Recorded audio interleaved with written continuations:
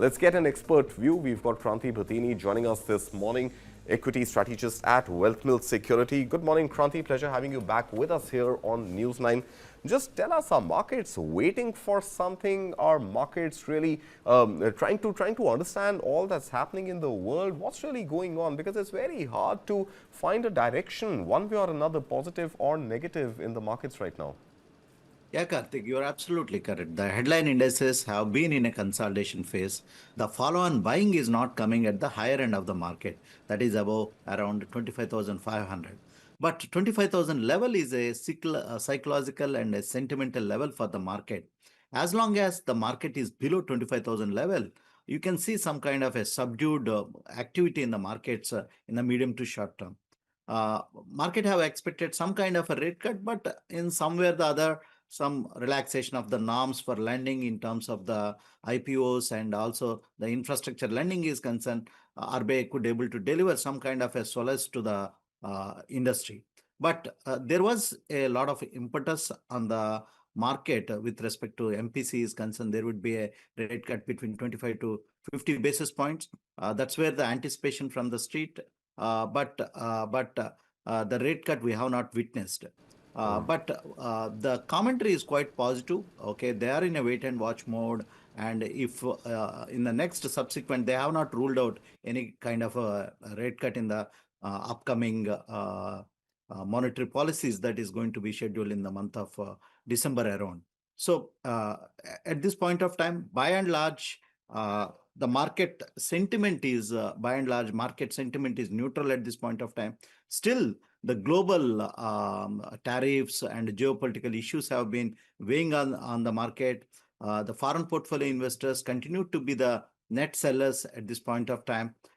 So this is the reason the headline indices are in a consolidation phase, but majority of the action is in sectors and stocks at this point of time. You need to be a real stock picker in these kind of markets.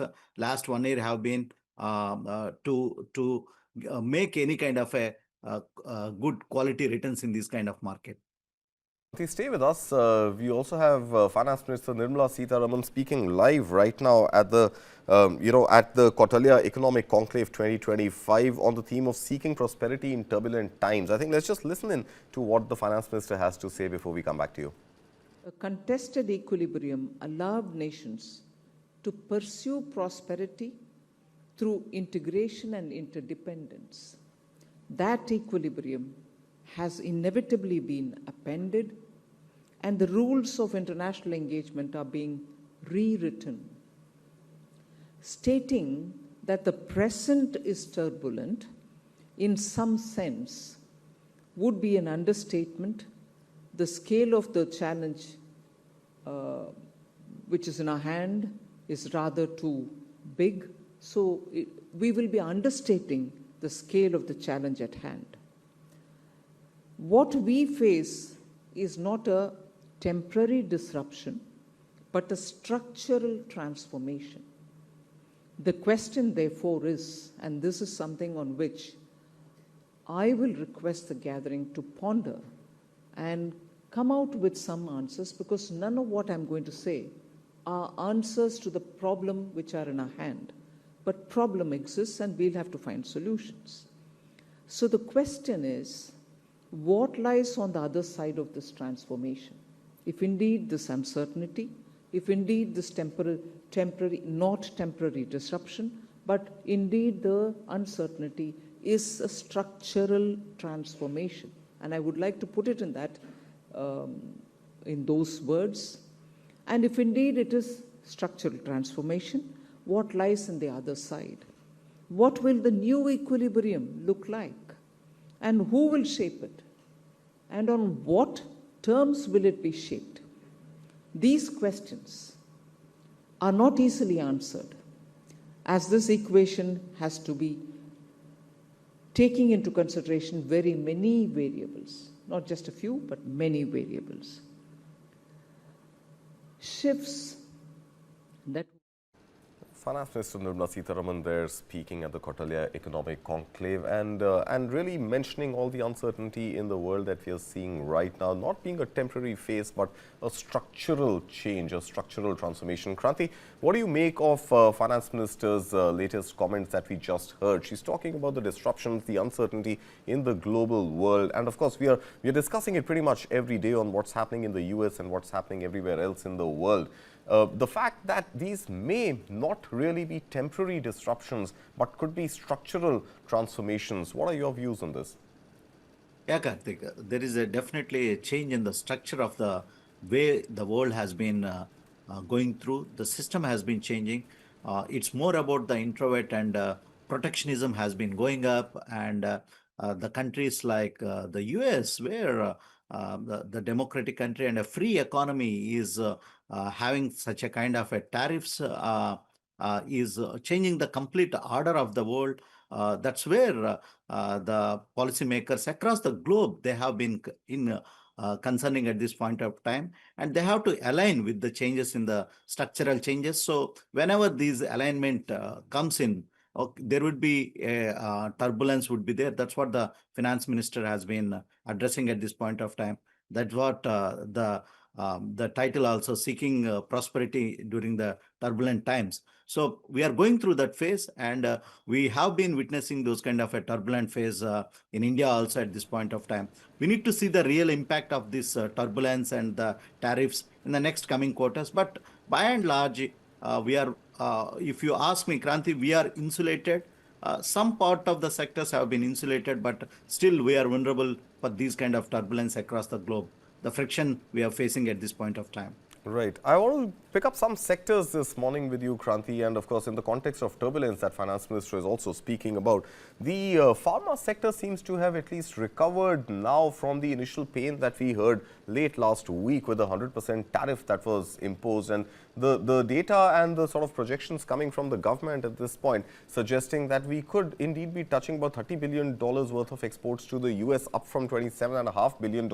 So the pharma sector may actually see growth in exports to the US, and even overall the pie of India's pharma exports seems to be increasing. So are those initial jitters that we saw late last week now pretty much set to an end, and is this pretty much, the end of the worst that we've seen for the pharma sector? Karthi, I don't rule out, okay, President Trump is Trump, okay, the nature of his policy making is completely uncertain always, but right now, whatever be the tariff they could able to impose, it's more on the branded, because of the Indian pharmaceutical sector is by and large the generic. So the impact is minuscule. There is absolutely no impact at this point of time. But if the Trump administration goes on generics, that's going to have a major blow on Indian pharmaceutical sector. But I don't think so. He is going to go any kind of tinkering with respect to the generic medicines are concerned. But the Trump is Trump. Okay, his administration, they could able to do any kind of changes in the coming days. So the industry is crossed their fingers how it's going to be.